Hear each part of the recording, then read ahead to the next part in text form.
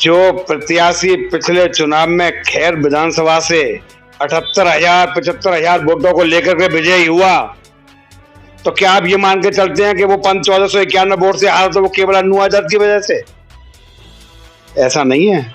उस प्रत्याशी का व्यक्तिगत विरोध इतना ज्यादा था कि भारतीय जनता पार्टी से लड़ने के बाद भी वो प्रत्याशी खैर विधानसभा से हारा। बहुत बढ़िया माहौल भारतीय जनता पार्टी के प्रत्याशी के पक्ष में बन चुका है।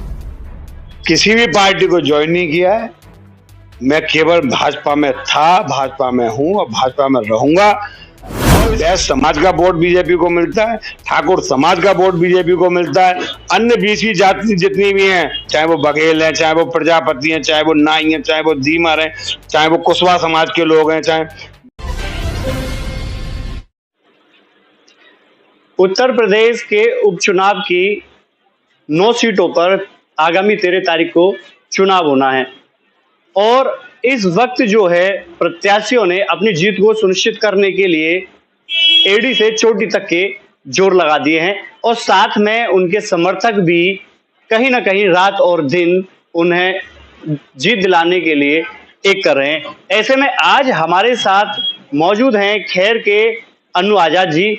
आपको हम बता दें कि अन्नू आजाद जी पूर्व में चेयरमैन प्रत्याशी भी रहे और इनका जो है ब्राह्मण समाज की हम बात करें या फिर हम वैश्य समाज की हम बात करें तो दोनों ही समाज में अपनी एक अलग पकड़ है और अपनी एक अलग छवि है। आजाद जी, सबसे पहले तो मेरा सवाल ये रहेगा कि जिस तरह से आज का जो माहौल देखने के लिए मिल रहा है चुनाव का, इस बारे में आप क्या कहना चाहते हैं? बहुत बढ़िया माहौल भारतीय जनता पार्टी के प्रत्याशी के पक्ष में बन चुका है। माननीय ठाकुर जयवीर सिंह, मैं बता दूं आपको, पिछले 4 दिनों में मैंने भाई साहब के साथ लगभग 75 गांव में हम लोग गए हैं और एक तरफा, चाहे वो ठाकुर, ऐसा नहीं है कि जयवीर सिंह केवल ठाकुर लोगों में जा रहे, नहीं, भाई साहब जयवीर सिंह का इतना अच्छा प्रभाव है यहाँ पे और ब्राह्मण, वैश्य, ठाकुर, बघेल, हरिजन, कुशवाहा, धीमर, प्रजापति, नाई, जाट, ठाकुर, आप ये मान के चलें कौन सी ऐसी बिरादरी है जिसका जन समर्थन और सुरेंद्र दिलेर को नहीं मिल रहा है। बहुत भारी बहुमत के साथ सुरेंद्र दिलेर चुनाव को जीतेंगे, इसमें कोई दो राय नहीं। आजाद जी, अभी लोकसभा चुनाव हुए हैं, देखने के लिए मिला कि आप भाजपा से अलग रहे और बसपा प्रत्याशी का आपने खुलकर समर्थन किया, उनके लिए जनसंपर्क किया, प्रचार प्रसार किया, लेकिन अब दोबारा से आप जो है भारतीय जनता पार्टी के साथ में हैं और सुरेंद्र दिलेर का लगातार आप साथ दे रहे हैं, रात और दिन हम देख रहे हैं कि प्रचार प्रसार में उनके साथ जा रहे हैं। पहले तो मैं आपको ये बता दूं कि मैंने बहुजन समाज पार्टी के प्रत्याशी का कोई प्रचार नहीं किया था, बल्कि मैंने अपने व्यक्तिगत रूप से मेरे दोस्त हितेंद्र उपाध्याय, बंटी भैया मेरे बड़े भाई की तरह हैं, उनके लिए मैंने प्रचार किया था और मैंने आज तक किसी भी पार्टी को ज्वाइन नहीं किया है। मैं केवल भाजपा में था, भाजपा में हूं और भाजपा में रहूंगा और इसके सर्टिफिकेट के लिए मुझे किसी नेता की या उसकी आवश्यकता नहीं है कि वो मुझे सर्टिफिकेट दें कि हाँ भाई अन्नू आजाद जी आप पार्टी में हो, आप पार्टी में नहीं हो। और वो जो व्यक्तिगत मेरी बात थी, और आपने देखा होगा मेरी अकेले की व्यक्तिगत छोड़िए, जो प्रत्याशी पिछले चुनाव में खैर विधानसभा से 78,000 75,000 वोटों को लेकर के विजयी हुआ, तो क्या आप ये मान के चलते हैं कि वो 1491 वोट से हारा तो वो केवल अन्नू आजाद की वजह से? ऐसा नहीं है। उस प्रत्याशी का व्यक्तिगत विरोध इतना ज्यादा था कि भारतीय जनता पार्टी से लड़ने के बाद भी वो प्रत्याशी खैर विधानसभा से हारा।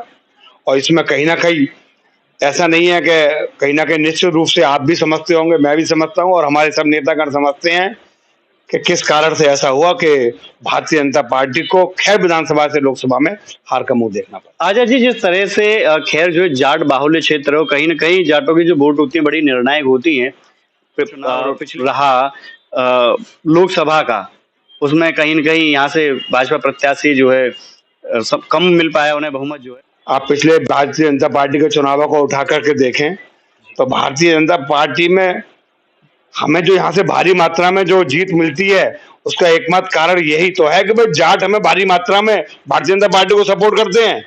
और चूंकि जाट बाहुल विधानसभा है, जाटों का बहुतायत में वोट भारतीय जनता पार्टी के लिए पड़ता है। दूसरे नंबर पर ब्राह्मण बिरादरी आती है, 100% ब्राह्मणों का पूरा वोट बीजेपी को मिलता है। वैश्य समाज का वोट बीजेपी को मिलता है, ठाकुर समाज का वोट बीजेपी को मिलता है। अन्य बीसी जाति जितनी भी हैं, चाहे वो बघेल हैं, चाहे वो प्रजापति हैं, चाहे वो नाई हैं, चाहे वो धीमर हैं, चाहे वो कुशवाहा समाज के लोग हैं, चाहे मैं बता दूं बहुतायत में जो वोट, बल्कि मैं तो ये कहूंगा कि 100% वोट जो मिलता है वो भारतीय जनता पार्टी को मिलता है। और इस चुनाव में भी आप देखेंगे सभी बिरादरियों का वोट इस तरह से भारतीय जनता पार्टी के फेवर में पड़ने वाला है कि जीत के पुराने रिकॉर्डों को निश्चित रूप से भारतीय जनता पार्टी इस उपचुनाव खैर में तोड़ने वाली है। आजा जी, खैर से लगातार ट्रामा सेंटर की मांग लगातार उठती हुई आई है। श्रमिक किसान मोर्चा जो है लगातार इस मांग को लेकर धरने पर भी बैठा है, ज्ञापन तक सौंपे हैं, लेकिन सरकार कोई भी इस ओर ध्यान नहीं दे रही है, क्योंकि विधानसभा एक बहुत बड़ा क्षेत्र है। अगर यहाँ पे ट्रामा सेंटर हो तो वाकई में कहीं ना कहीं जो लोगों को एक बहुत बड़ी राहत मिलेगी। तो ऐसे में आप क्या सोचते हैं? मैं बिल्कुल आपसे सहमत हूँ और हमारा छोटा भाई विवेक वशिष्ठ अपने मोर्चा के माध्यम से इस ट्रामा सेंटर की मांग को बराबर उठा रहे हैं। और ईश्वर ने चाहा चुनाव के बाद, अभी चूंकि आचार संहिता चल रही है, ऐसा कुछ नहीं है, लेकिन हम लोग प्रयास करेंगे। और मैं ये मान के चलता हूँ कि जैसा विवेक जी का प्रयास चल रहा है उसको देखते हुए और खैर में ट्रामा सेंटर बनेगा, इसमें कोई दो राय नहीं है। और ये चुनाव हो जाए उसके बाद अपनी इस बात को हम माननीय मुख्यमंत्री तक लेकर के जाएंगे। आप देख रहे हैं सक्षम न्यूज इंडिया, सबसे पहले सबसे